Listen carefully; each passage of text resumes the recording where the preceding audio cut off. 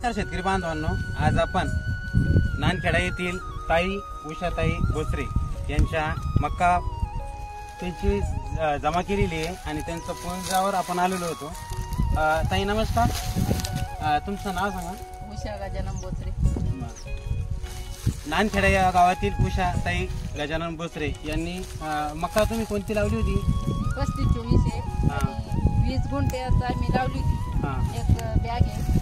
तरी आम्ही दरवर्षीच 3302 35-24 पायनूरची बॅगी वापरतो. घरच्या शेतात पण 2 बॅगी लावलेल्या होत्या आम्ही पायनूरच्या 3302.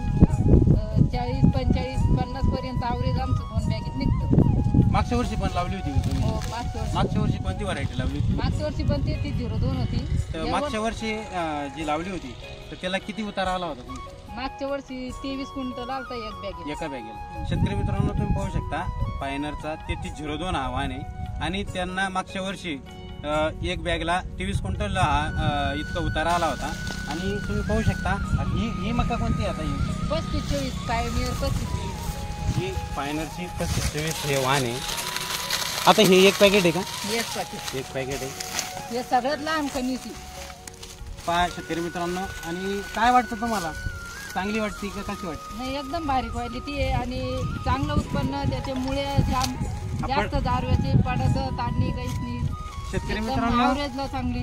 तुम्ही काही बोलल्या पहा. आता सर्वसामान्य शेतकऱ्याच्या लक्षात येत नाही यावर्षी इतका पाऊस झाला आणि इतका पाऊस झाल्याच्या नंतर पण ही मका कुठं पडली नाही. आणि त्याच्या तोंडून तुम्ही ऐकलंच असं की बुवा ही मका कुठं पडली नाही. याच्यामुळे एकदम स्ट्रॉंग मुळे आहे. त्याच्यामुळे दुसऱ्या वाहनात आणि या वाहनामध्ये याचा फरक असा आहे की बुवा हे किती वारं आलं पाणी आलं तर हे पडत नाही बुवा हे वाहन. आणि बाकी शेतकऱ्यांना काय सांगता तुम्ही? बाकी शेतकऱ्यांना मी एवढंच सांगेन की आपण सुद्धा पायनूरची कोणतीही जात असू द्या, ती कामाला चांगली, मोर घासला चांगली, परत कणीस पिट्टी लहान, दाणे जास्त, सगळं काही एकदम व्यवस्थित आहे.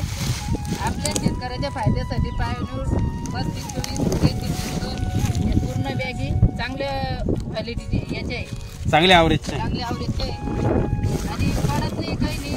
आता एवढ्या